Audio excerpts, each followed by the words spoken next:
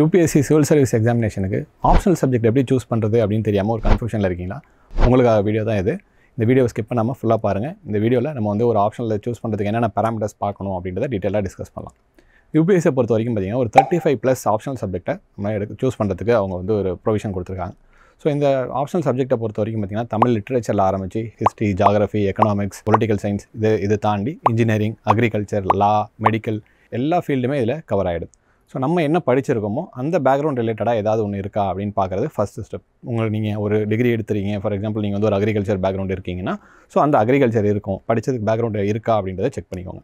அதுக்கப்புறம் நீங்கள் பார்க்க வேண்டியது சிலபஸ். ஸோ ஒரு ஆப்ஷனல் சப்ஜெக்ட் நீங்கள் சூஸ் பண்ணும்போது உங்கள் மைண்டில் ஒரு 2-3 ஆப்ஷனல் சப்ஜெக்ட்ஸ் இருக்கும். ஸோ அந்த சப்ஜெக்ட்ஸோட சிலபஸ் எடுத்து பாருங்கள். சிலபஸோட வாஸ்ட்னஸ் பார்க்காதீங்க. ஒரு சில சப்ஜெக்ட்ஸ் பார்த்திங்கன்னா இப்போ ஹிஸ்ட்ரி மாதிரி சப்ஜெக்ட்லாம் பார்த்திங்கன்னா சிலபஸ் வந்து பார்க்குறதுக்கு ஒரு 2 பேஜ் இருக்கும். ஸோ அது வந்து ரொம்ப வாஸ்ட்டாக இருக்க மாதிரி இருக்கும். பட் ஆனால் அந்த வாஸ்ட்னஸ் அந்த எவ்வளோ அளவு இருக்குது அப்படின்றத பார்க்காம அந்த இருக்க டாப்பிக்கு உங்களுக்கு ஆல்ரெடி ஏதாவது தெரிஞ்சிருக்கா, இல்லை அந்த டாப்பிக்கை பார்க்கும்போது அதை படிக்கணும்னு உங்களுக்கு ஒரு இன்ட்ரெஸ்ட் இருக்கா அப்படின்ற இந்த ஃபேக்டர் மட்டும் பாருங்கள்.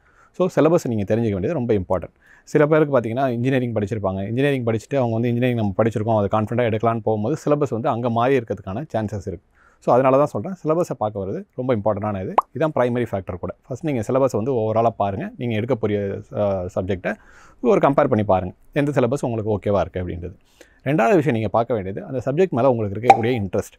இப்போ ஃபார் எக்ஸாம்பிள் வந்து நீங்கள் வேறு ஏதோ ஒரு கோர்ஸ் படிச்சிருந்தா கூட உங்களுக்கு இந்த சப்ஜெக்ட் இந்த இது படிக்கும் போது உங்களுக்கு எவ்வளோ இன்ட்ரெஸ்ட்டாக இருக்குது. ஃபார் எக்ஸாம்பிள் ஒரு சில பேருக்கு ஹிஸ்ட்ரி படிக்கிறது ரொம்ப பிடிக்கும், ஒரு சில பேருக்கு ஜாகிரஃபி படிக்கிறது ரொம்ப பிடிக்கும். அந்த மாதிரி உங்களுக்கு அந்த சப்ஜெக்ட் மேலே எவ்வளோ இன்ட்ரெஸ்ட் இருக்குது, அந்த சப்ஜெக்ட் எவ்வளோ பிடிச்சிருக்கு அப்படின்றது ரொம்ப ரொம்ப இம்பார்ட்டண்டான ஒரு ஃபேக்டர்.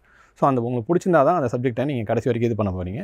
ஏன்னா நம்மளோட எக்ஸாமினேஷனில் 500 மார்க்ஸ் வந்து ஆப்ஷனல் சப்ஜெக்ட் வந்து ப்ளே பண்ண போகுது. அந்த அவுட் ஆஃப் 500ல் நம்ம எவ்வளோ ஸ்கோர் பண்ணுறோம் அப்படின்றத பொறுத்து தான் நம்மளோட ஃபைனல் ரேங்கிங்குமே மாறும். ஸோ அப்போது உங்களுக்கு அந்த சப்ஜெக்ட் மேலே எவ்வளோ இன்ட்ரெஸ்ட் இருக்குது அப்படின்றத தெரிஞ்சுக்கோங்க. ஸோ நல்ல இன்ட்ரெஸ்டடான சப்ஜெக்டை எடுத்துக்கிறது ரொம்ப அவசியம். அதுக்கப்புறம் பார்த்தீங்கன்னா தேர்ட் ஃபேக்டர் நீங்கள் அடுத்ததாக பார்க்க வேண்டிய விஷயம் அப்படின்னு பார்த்தீங்கன்னா ஒரு நல்ல மென்டர். உங்களுக்கு உங்கள் சப்ஜெக்ட் ரிலேட்டடாக ஒரு நல்ல மென்டர் இருந்தால் தான் அவங்கள ப்ராப்பராக கைட் பண்ண முடியும். ஸோ உங்களுக்கு வந்து சப்ஜெக்ட் ரிலேட்டடான டவுட்ஸாக இருக்கட்டும், நீங்கள் எழுதுகிற ஆன்சர் ஷீட்டை வந்து கரெக்ஷன் பண்ணி கொடுக்குறதா இருக்கட்டும். ஸோ இந்த மாதிரி எல்லா ஃபேக்டர்ஸுமே ஒரு நல்ல மென்டார் வேணும், நல்ல கைடு வேணும். ஸோ அந்த கைடு அவைலபிளாக இருக்காங்களா, மார்க்கெட்டில் ஈஸியாக இருக்காங்களா அப்படின்றத பார்த்துக்கோங்க. இது எல்லாத்துக்கும் தாண்டி கடைசியாக உங்களுக்கு தேவைப்படக்கூடிய ஸ்டடி மெட்டீரியல்ஸ். நீங்கள் எடுத்துருக்கக்கூடிய சப்ஜெக்ட்டுக்கு ஸ்டடி மெட்டீரியல் ஈஸியாக மார்க்கெட்டில் வந்து அவைலபிளாக இருக்கா அப்படின்னு பார்க்கணும். ஃபார் எக்ஸாம்பிள் இப்போ ஹிஸ்ட்ரி, ஜாகிரஃபி இந்த மாதிரி ஆப்ஷன்லாம் நீங்கள் எடுக்கிறீங்க அப்படின்னா அதுக்கான ஸ்டடி மெட்டீரியல்ஸ்ன்றது மார்க்கெட்டில் நிறைய இருக்குது, நிறைய அவைலபிள் புக்ஸும் இருக்கும். பட் ஒரு சில சப்ஜெக்ட்ஸுக்கு அப்படின்னு போனோன்னா வந்து அதுக்கான ஸ்டடி மெட்டீரியல் அவ்வளோ ஈஸியாக கிடைக்கிறது இல்லை. ஸோ அந்த ஃபேக்டரையுமே பார்க்குறேங்க. ஸோ இந்த 4 ஃபேக்டரையும் உங்களுக்கு சாட்டிஸ்ஃபை ஆகுது, எந்த ஒரு சப்ஜெக்ட் நீங்கள் உங்களுக்கு சாட்டிஸ்ஃபை ஆகுதோ அதை நீங்கள் கண்டிப்பாக நீங்கள் சூஸ் பண்ணிங்கன்னா கண்டிப்பாக உங்களால் வந்து நல்ல மார்க் எடுத்து எக்ஸாம் கிளியர் பண்ண முடியும். ஸோ இந்த ஆப்ஷனில் சூஸ் பண்ணுறது ஒரு வைஸான ஒரு ஐடியா. ஸோ அந்த ஆப்ஷனில் சூஸ் பண்ணுறதை ப்ராப்பராக சூஸ் பண்ணுங்கள். யூபிஎஸ்சி எக்ஸாமை கிராக் பண்ணுங்கள். தேங்க்யூ.